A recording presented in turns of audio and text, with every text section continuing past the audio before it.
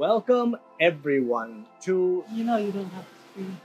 But welcome everyone. Welcome everyone. After traveling a very small segment of the Bahamas for almost 5 months, we decided to give you some inside information on what we've learned as off-grid travelers and people looking for the unnormal thing of the Bahamas. We left February 14th from Key Largo to Bimini. We knew nothing. We didn't know how to check in. We didn't know where to go, but we were going. It would have been so much nicer to have something like this to kind of guide you a little bit for first timers, no matter what you read and see. We're going to cover Key Largo to Bimini, Bimini to Berry Islands to Spanish Wells to Nassau, Nassau to Highborn, Highborn to Shroud, Shroud to Norman Cay, Norman to Staniel, and finally ending up where?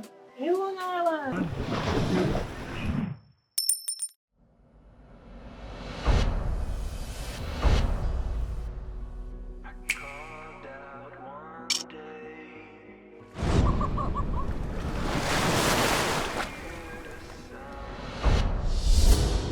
Key Largo to Bimini. Provisioning and putting everything you can imagine on board and crossing the Gulf Stream with huge, huge waves. The moment you enter Bimini, the water will be Bahamas waters. Amazing aqua blue. Finally, when you get there, you go into the end of this channel, which you're like, how do I get in there? It doesn't look like you can get in. When you follow this channel to the very end, there's a casino marina. You check in there, tie the lines off, and guess what? You both can't get off the boat. Only the captain can get off the boat. You have to raise the yellow flag to say, I'm here, but I'm not legally here. And then you wander around and you look for some way to get downtown. Now, bear in mind that when there aren't any cruise ships, you don't always have customs or immigration open. This isn't like the other parts of the world where everything's always open. It's more like everything's always closed. So the best is to grab a taxi off the casino. You take your paperwork, you check in, they stamp it, they tell you to go to another place. Well, you walk behind this little building, looks like where the goats are living, and inside is the immigration office. And they look at your 2 documents, your passport, they ask you 2 questions, stamp you, and you're out within about 4.5 minutes. Check in to Bimini, it's very easy. They don't come check your boat out, they don't do anything. The island is very small. You can cover it by foot. It does have a casino, which is fairly new. You kind of get these 2 sides of Bahamas right away. One is like USA side, expat side, and then other you get out of the hotel and you are in the local village or town, and everything there is very, very different from the US side of things. You can rent a golf cart in the hotel and go right around to see that local town. Everybody's going the wrong way on the wrong side of the road, which also all the Bahamas drives on the opposite side. I think of all the places we went, it was the tops for conch salad. Islands of conch. And then there is an anchorage on the other side of the island, which has nobody in it. And we were only us and one other boat once. And that part of the island has a hidden river where only locals know about. It really worth going there because there are so many cool turtles that are just running around there. That's a must see. It's definitely. So wrapping up pros and cons, conch salad's amazing. Golf carts to go have some fun and climb up a couple of hills. Private anchorage on the east side, definitely a pro. As my pros, definitely anchorages there were very pretty, rolly sometimes, but they were very desolated. Yeah. As for cons, when there are cruise ships there's going to be a lot of tourists and it just fills up.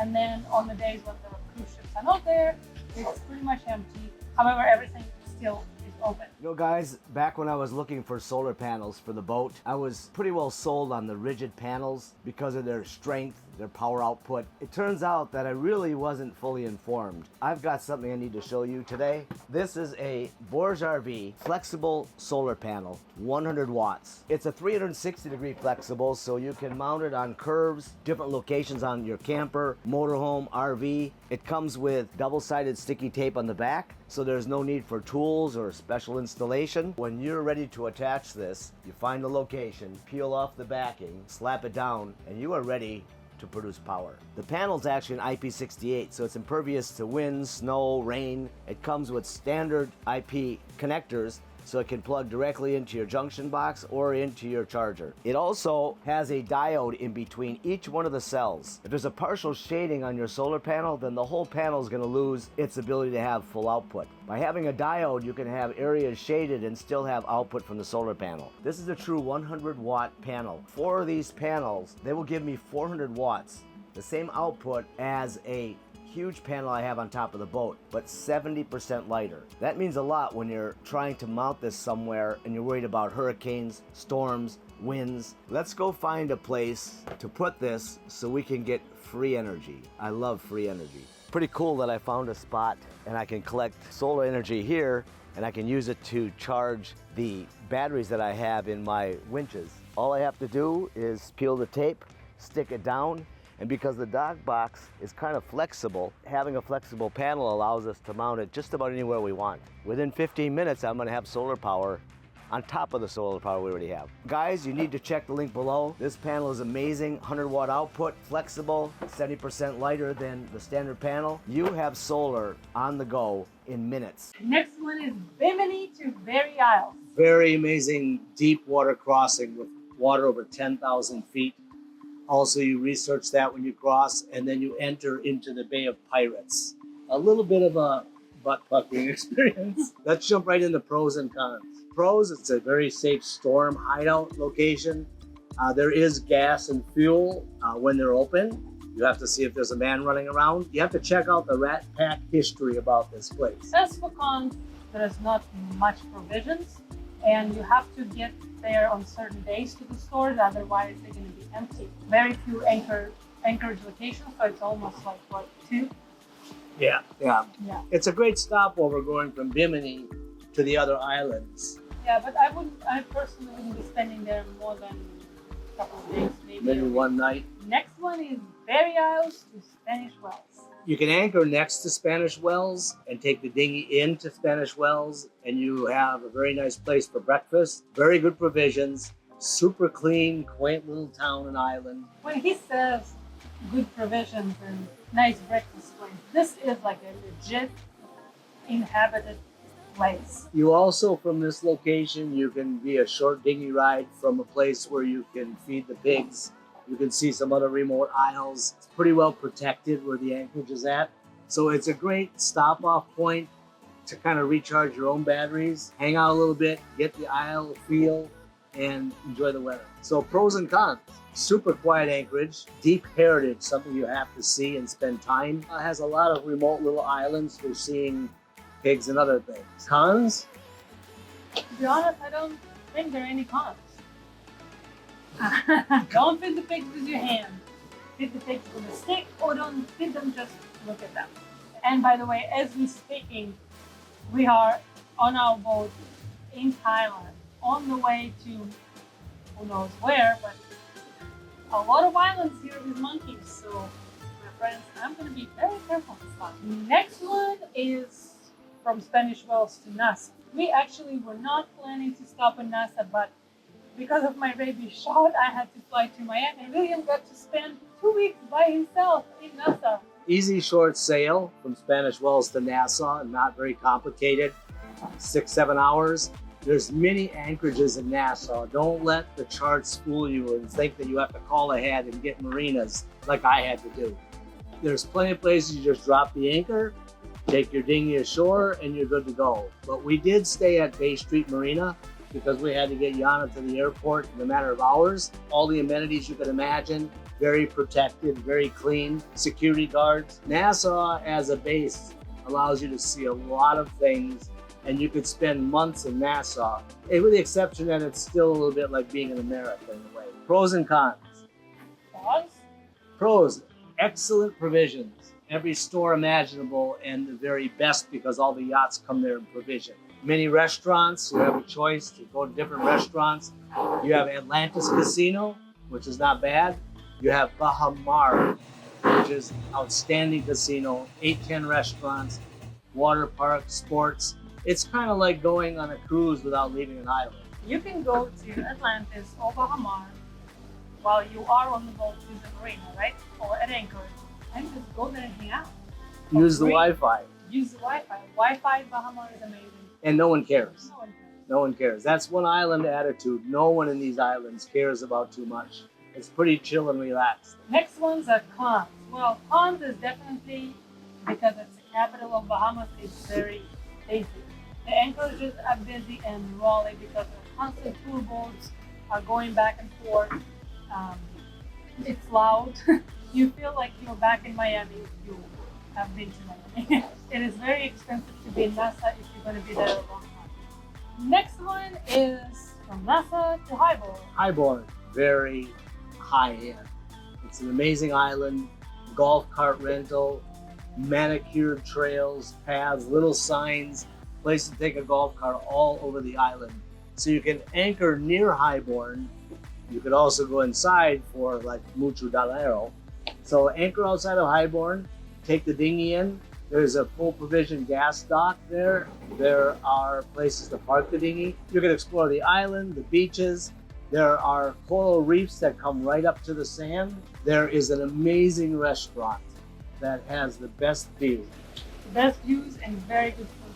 Also, obviously, pretty expensive, but the food was really good, so definitely worth the money. I'll start out with the pros. This is the most maintained, well-groomed, well-organized island that I have been to ever. There's also a National Geographic reef that has the oldest reefs known on record.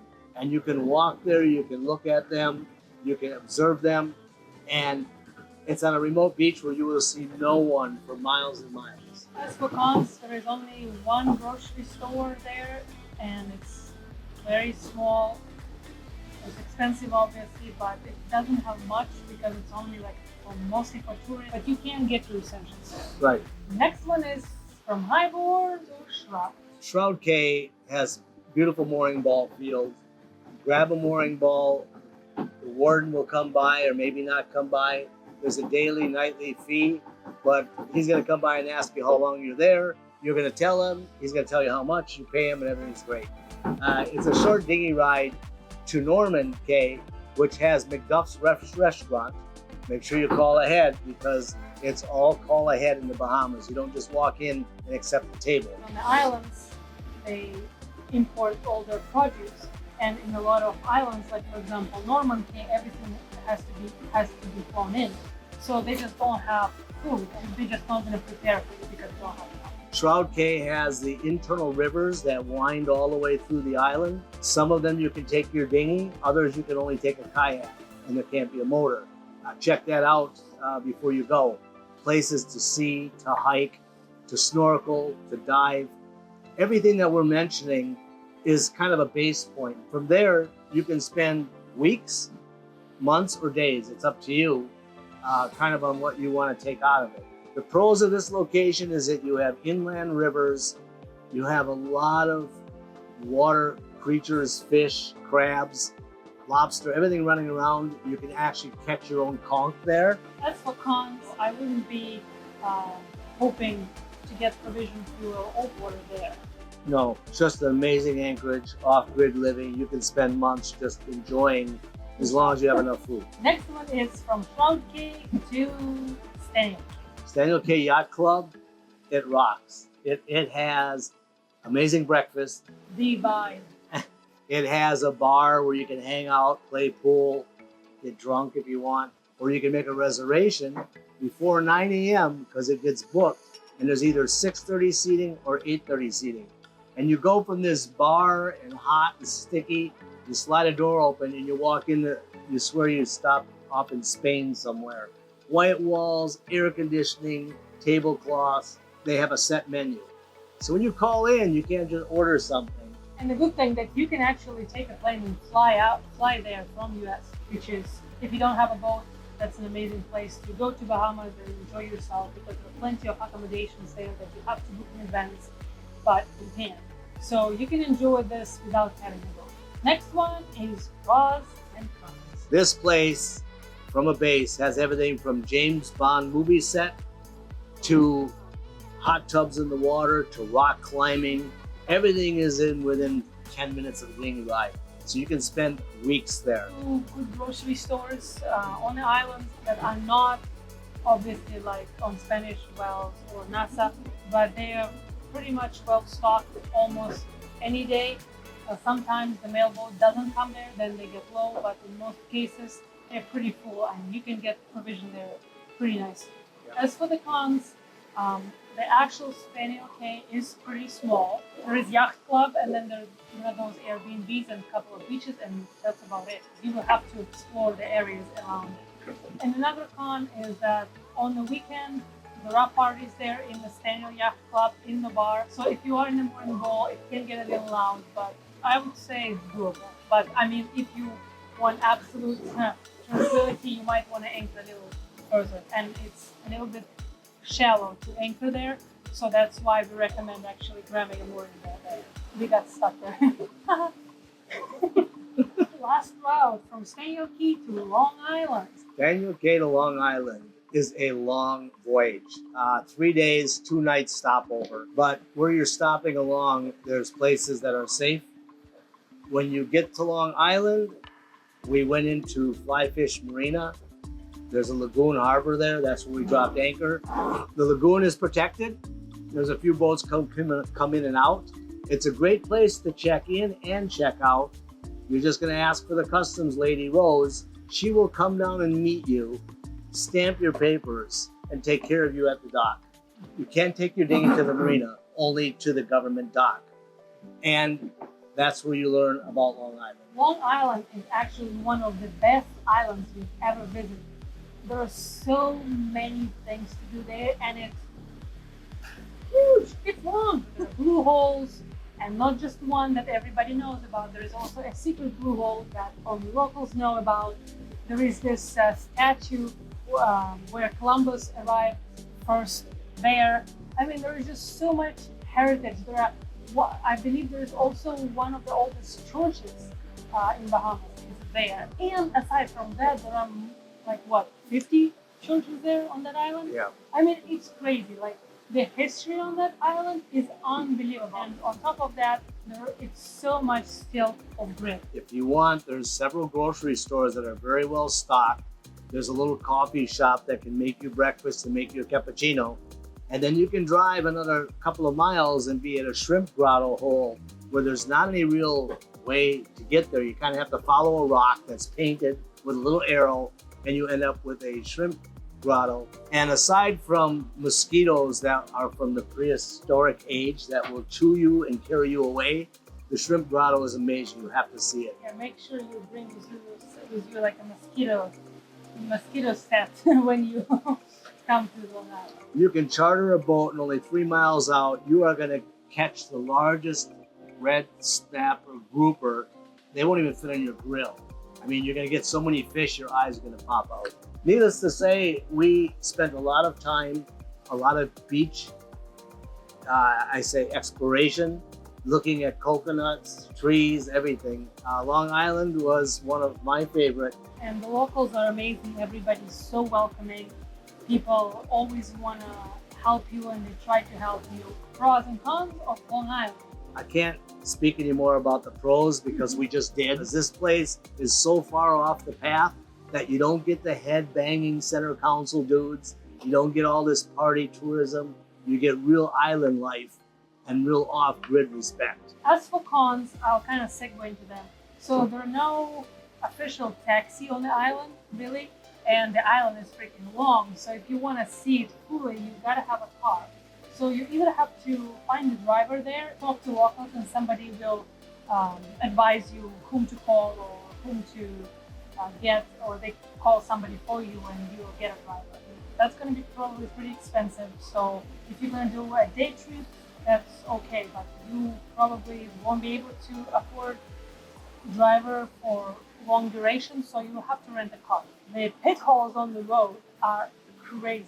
Like, some areas on Long Island have actually very, very nice roads, but some, it's crazy. It's like, They will swallow a Mini Cooper. Yeah. And So you need to be driving there with caution, which I don't think it's really a con. It's just something to be aware of. Yeah. Summary. I've waited over 35 years to go to the Bahamas.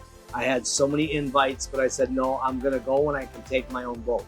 And I can tell you that it was worth every day and every minute to wait, because experiencing the Bahamas on your own boat, living off grid, meeting the people, eating the local foods, and seeing the crystal clear water and nature, probably one of the best places I've been to in the world. Bahamas is a perfect place for the first-time boaters to go explore, and for any kind of even seasoned boater, because if you want to go and live on grid, Bahamas is the place, because it has so much freedom. Once you check in, nobody cares what you do, how you do it. Thousands of uninhabited islands, but you can just take your dinghy and go explore by yourself and be your own Robinson Crusoe. We only touched a piece, the Exumas, Nassau, and the path that we took. You can go to Abaco, you can go to Eureka. There's so many other paths. We're just giving you a microscopic view of what we did. One word of caution: make sure that 1 month before you're going to leave, you extend. That is something that cannot be bent when it comes to the rules. So if you plan on staying longer, which you can, you apply in advance and do it at least a month in advance, because if there's a holiday, they're gone. And it's not their responsibility to take care of you. It's your responsibility. We will be back. One day.